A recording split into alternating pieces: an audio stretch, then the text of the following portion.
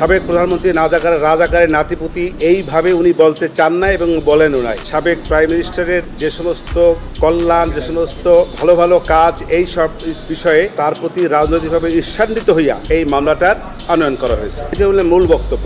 আমার যুক্তিটা হলো এই, প্রথম কথা হলো যে সে রাজাকারের নাতিপুতির যে বক্তব্যটা এসছে, সাবেক প্রধানমন্ত্রী রাজাকারের নাতিপুতি এইভাবে উনি বলতে চান না এবং বলেনও নাই। আর রাজাকারকে ধ্বংস করে দেওয়া, তাদেরকে হত্যা করা, এরকম একটা প্রশ্ন আসছে এই মামলার মধ্যে। সেক্ষেত্রে আমি বলেছি যে উনি দীর্ঘ বছর শাসনামলে ছিলেন।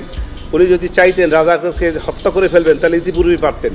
উনি ইতিপূর্বে যেহেতু রাজাকারদের হত্যা করেন নাই, আজকে আসে কেন বাচ্চা ছেলেদেরকে হত্যা করবেন? এটা হল প্রথম কথা। দ্বিতীয় কথা হলো ওনাদেরকে বলা হয়েছে যে তাপস সাহেবের সঙ্গে উনি ফোনালাপ করেছেন, সেই ফোনালাপে বিভিন্ন ছাত্রদেরকে হত্যার নির্দেশ দিয়েছেন। আমি বলেছি এটা সঠিকটা, এরকম কোনো নির্দেশ প্রশাসনের পক্ষ থেকে কোনো ডকুমেন্টারি কোনো এভিডেন্স তাদের কাছে নাই। তৃতীয় কথা হলো রংপুরে বেগম রোকেয়া বিশ্ববিদ্যালয়ের ছাত্র আবু সাঈদের যে হত্যার নির্দেশ দিয়েছেন, এরকম কোনো বক্তব্য, যে বক্তব্যগুলো এনেছে এগুলো সঠিক নয়।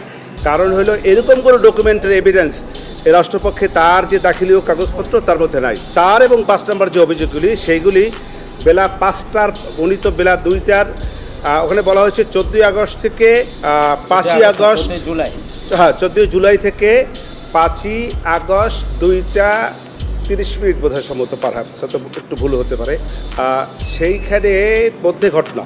অতএব ওই দিন তো সে তো বাংলাদেশেই ছিলেন না। অতএব এই তার বিরুদ্ধে যে অভিযোগগুলি 2, 4 এবং 5 নম্বর এসছে, এটা ওনার বেলায় প্রযোজ্য না। রাষ্ট্রপক্ষ থেকে আনিত যে চার্জের অভিযোগ এসছে, সেই ফর্মাল চার্জ, তার বিরুদ্ধে আমি ডিসচার্জের প্রেয়ার করেছি। আমি ডিসচার্জে তাদেরকে অব্যাহতির প্রার্থনা করেছি। অব্যাহতির প্রার্থনার মূল যে বিষয়গুলি ছিল সেগুলো এই, যে তার বিরুদ্ধে যে সমস্ত কথাবার্তা এসছে সেগুলো কল্পিত, উদ্দেশ্যপ্রণোদিত, রাজনৈতিক উদ্দেশ্যপ্রণোদিত, এবং যেগুলো কোনো সত্যিকারের ভিত্তি নাই। এই আমার বক্তব্য। আমার প্রার্থনা হলো, আমি চাচ্ছি আসামিদেরকে এই মামলার দায় হইতে অব্যাহতি। শুরুতেই বলেছি কথা। শেখ হাসিনা কোনো হত্যা নির্দেশ দেননি? প্রত্যক্ষ পরোক্ষ কোনোভাবেই না। সেটা স্বাক্ষর যখন হবে, তখন কল রেকর্ড যদি আসে, যখন যদি সাক্ষাৎতে দেখা যাবে, তখনকার বিষয়, তখন আমি তার জেরা করব। জেরায় যদি আমি সেই কল রেকর্ডকে মিথ্যা প্রমাণিত করতে পারি, তাহলে এটা আমার পক্ষে যাবে। আর যদি মিথ্যা প্রমাণিত না করতে পারেন, বিপক্ষে যাবে। ঊর্ধ্বতন কর্তৃপক্ষের দায়ের বিষয়ে আমার বক্তব্য হলো এই, যে ঊর্ধ্বতন কর্তৃপক্ষ হিসেবে যে কথাগুলি বলেছে সঠিক বলে না। এটা আমার বেলায় প্রযোজ্য না। আমি এরকম কোনো ঊর্ধ্বতন কর্তৃপক্ষ হিসেবে কোনো রকমের নির্দেশ আমি প্রদান করিনি।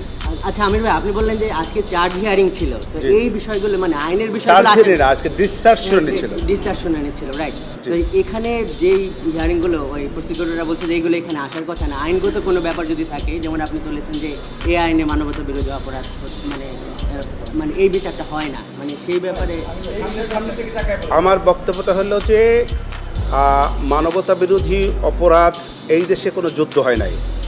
এই যে জুলাই আগস্টে কোনো যুদ্ধ সংগঠিত হয় নাই।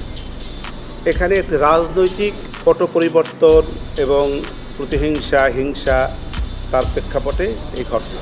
অতএব যেহেতু কোনো যুদ্ধ সংগঠিত হয় নাই, অতএব যুদ্ধ অপরাধ থেকে উদ্ভূত যে সমস্ত অপরাধ মানবতা বিরোধী, সেইটা এখানে সংগঠিত হয় নাই। মানবতা বিরোধী অপরাধ সংগঠিত হয়েছে, কিন্তু ওয়াইড স্প্রেড আর সিস্টেমেটিক ওয়েতেই তো হয়েছে।